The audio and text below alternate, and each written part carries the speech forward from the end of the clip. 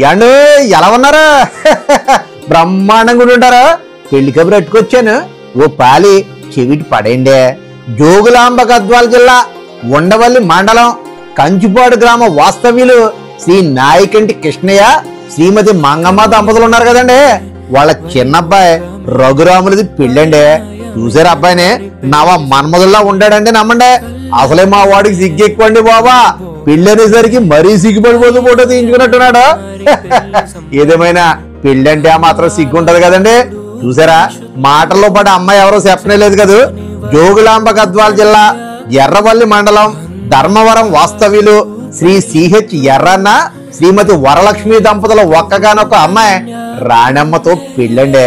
చూసారా, అమ్మాయిని కొందన బొమ్మలా ఉంటదండి. నమ్మండి, అమ్మాయిని చూడగానే మన తెలుగింటి సాంప్రదాయం కొట్టొచ్చినట్లు కనబడుతుందండి. నమ్మండి, మరి పెంపకం అలాంటిదండి.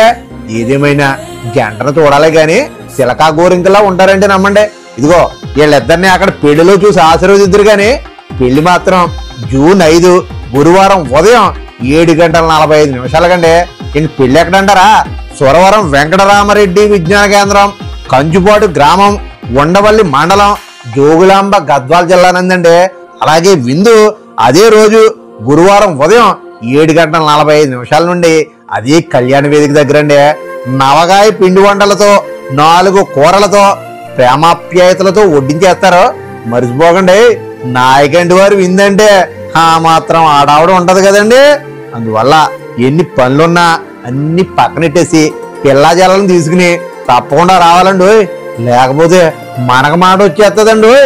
ఉంటానండి, మరి ఇంకా చాలా పెళ్లి పనులు మిగిలిపోయి రాకపోతే మాత్రం బెంగెట్టేసుకుంటామండి.